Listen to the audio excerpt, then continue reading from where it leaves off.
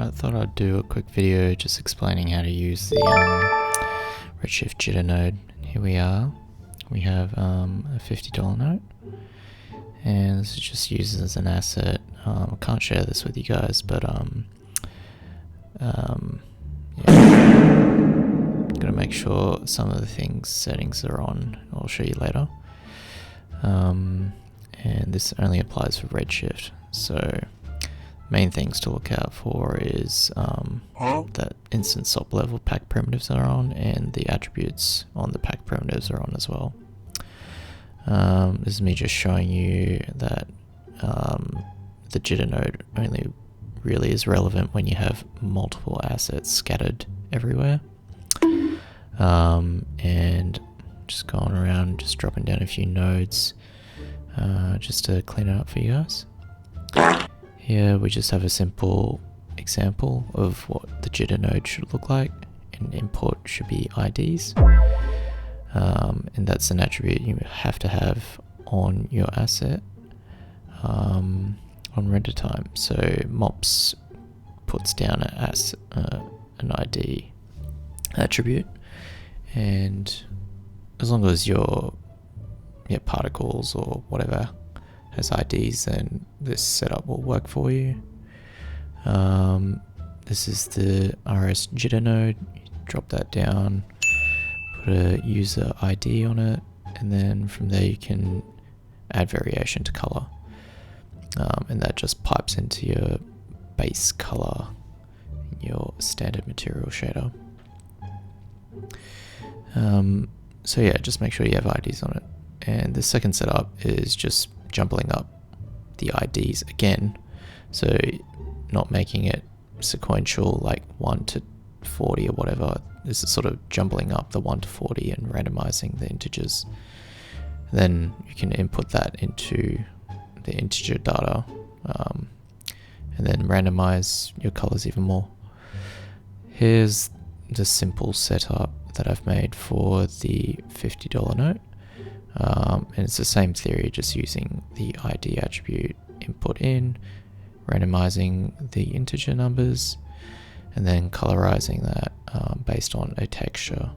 And texture just pipes into the bottom of that jitter node. A little color correction there, just desaturating a little bit, and then into a standard shader, just another texture piping in. And soon I'll show you how this all looks like in the render view, but essentially it's the same ID than jitter node, and then randomizing it and then piping that in and offsetting everything. Basically that is it for this kind of setup. It's really not that complicated. Here I'm just bringing up the IPR, and we can see soon 2 hours later. That yeah. Oh. Let's just go back and have a look at what was in my node, and surely enough, I think, yeah, I didn't have the material on. So refresh this, and there we go, we've got the texture on there now. And obviously I don't have the viewport shader on there, but it makes it a bit harder to see. But you can see there's like randomized bump map here now across all the instances, and you can see me troubleshooting this and just debugging it, and you can see that all these nodes have different colors to them, which shows that it's all randomized. And then after that, yeah, just giving you a good example of how different these notes are. You know, very slightly different. I don't know if you can actually see that, but it's different enough that it's not too dramatic. Maybe in other cases you might want to use different colors and stuff, but with something that's quite consistent with color and doesn't deviate that much in color, kind of had to keep it quite subtle with this one. Here's just a cutout of the transparent areas, the mask.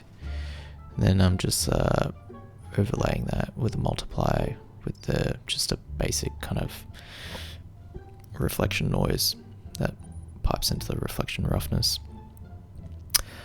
And here's the same theory as well, but with the bump map and how we're using just the jitter node to shift around the offset. So we can see that the max variations pipe into the offset of that jitter node instead of the color. So here's just giving you an example of what it looks like when you turn off the instance attribute from pack primitives and the instance SOP level pack prims. It makes everything an actual mesh. So you don't want to be doing that. It does work, but it's way less efficient. So you want to use pack primitives. In this case, I think there's about 300 or 400 nodes there in the MOPS setup. Just dropping down a MOPS transform and just trying to show you a little bit of an offset so then we can see the differences across all the different nodes. Just fixing up my render settings here and making sure that live SOP updates are turned on. But I don't think that made really any difference to the MOPS instance, because as you can see, whatever changes I make here, yeah, it goes back to nothing. Just trying to put a little offset on this, just so you guys can see what's going on shader wise. If you can kind of see that. I don't know. Maybe if I rotate it a little bit. Maybe not quite. Well, you can see slightly different. And maybe top-down view might be a bit better. Give it more of a vertical twist. Yeah, that's looking alright. That's not bad. Okay. Give it a refresh. Yeah, look at that detail. That sweet detail. Zoom right in. Come on. Zoom in. Yeah. Come on, zoom in. And the reason why there's no back facing to this is because there's actually some kind of something to do with legal that you're not allowed to put a double-sided, two different images, to make it, I guess, for advertising, you're not allowed to use that or something like that. I don't know. Anyway, we were told not to use two different sides. We had to choose one side and just go with it. So, I mean, it kind of made the job easier for us anyway, but here it is, just giving you a little bit more of an example of the dramatic difference between, the jitter node and what it looks like if you have it set up like this, if it goes through MOPS and instance attribute isn't promoted or any pack prims are not checked on the object level. And there you go, you can kind of see the difference that's been applied to the diffuse color. And I think sort of it's really about it. I mean, there's not much else to it, but I think it's just easy to forget like how to utilize this node and what little gotchas there are with like checking the checkboxes and stuff of the object attributes and packed, especially dealing with like pack primitives and stuff like that. Yeah, you want to optimize as much as you can, especially when you're dealing with hundreds or almost thousands of instance assets in our case. But yeah, I mean, it's from what we used, it wasn't really that noticeable, the differences, but it did help in some of the close-up shots that we use this asset for. And yeah, you can see the randomness in the bump map there. And try to play around with displacement here, but I don't think I've piped this through a offset, so it kind of looks all the same. And just playing around with subdivisions before it gets packed, so then the way that the tessellation works slightly different. Quite the exaggerated look there, but can use that to troubleshoot, you know, what your texture's actually doing. So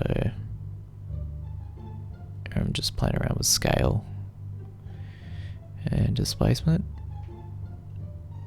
but you get the gist. That's pretty much what the jitter node allows you to do, is to get more variation across multiple assets without having to write, you know, IDs on the points and stuff like that. Like, I guess on the points of the packed prim. But anyways, hope this helped. Or hopefully I can come back in the future and look at this and not forget how to do this.